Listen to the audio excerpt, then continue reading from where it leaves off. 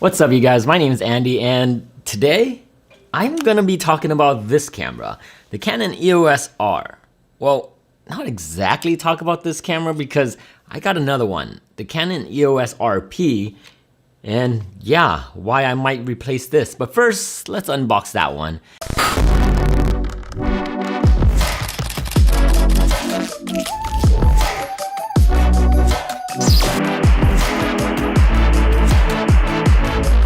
From the looks of the outside, the box looks exactly the same as the Canon EOS R. We also got the extension grip and the adapter as well.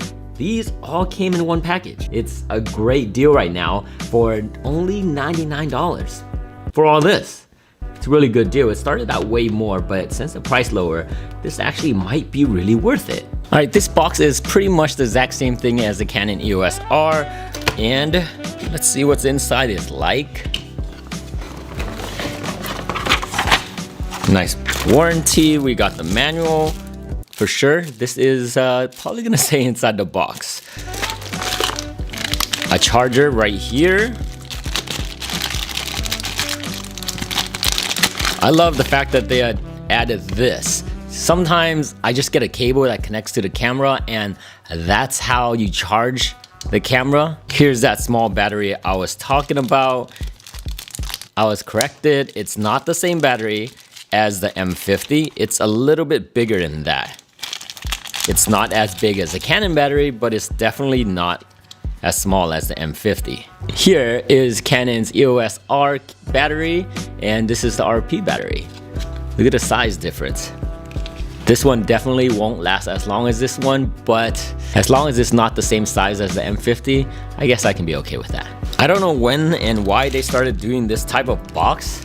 This plastic right here, I don't know, maybe it's so it doesn't damage the camera when it's moving because it is plastic, but I really hate the way this is designed. It never goes back the way it's supposed to. We got a Canon strap here, Canon EOS RP strap. I think it's time for the camera.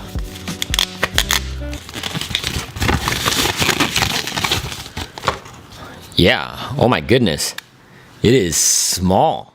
It's definitely smaller than the Canon EOS R. It's also a lot lighter than Canon EOS R. The on switch is at the same spot, the menu's at the same spot, viewfinder, you got the front which says the Canon EOS R, but we all know it's not.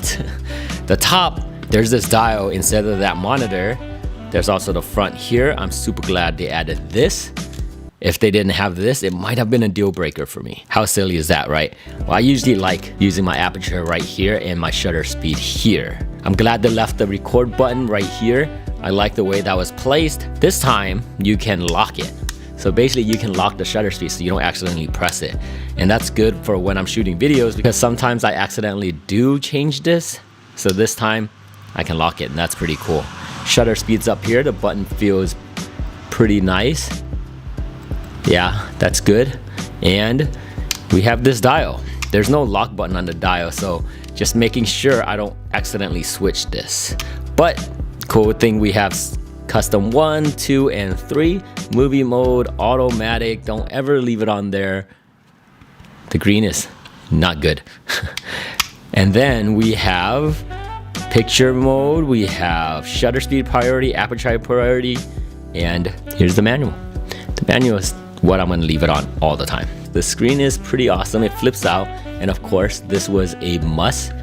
Being able to see myself while I'm recording is definitely necessary. It feels nice. The screen feels good. The grip is not bad at all. I like this grip. My pinky does stick out just a little bit. This is where we put in the battery and actually the card as well. I was saying that I didn't like how the card is right there, remember? And then the battery goes right there. I'm not sure why they couldn't leave the card right here. Look at all this empty room. That would have been awesome, just to have the card right here, pop it out and go. But right now, the fact that it's on the bottom, I'm just not a fan of that, but I'll deal with it. I'll make it work. They also remove this little touchpad thing. I don't use it at all. The fact that it's gone, I'm completely fine with it. It's okay. I'd rather sacrifice all that, getting rid of that, getting rid of the monitor for a smaller size. This is a full frame camera. And look at the size. it's super small. The viewfinder is supposed to be really good as well. The thing that I'm gonna miss about the EOS R is this. You just basically see the inside.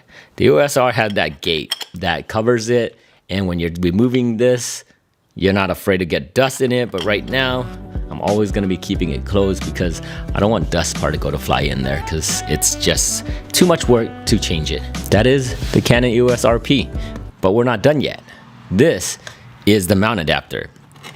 Basically the adapter for the Canon EOS R, but the fact that these two are pretty much identical, you can use the same adapter on this camera. It comes with a pretty cool case. Dang, look at all this. That's pretty well packaged.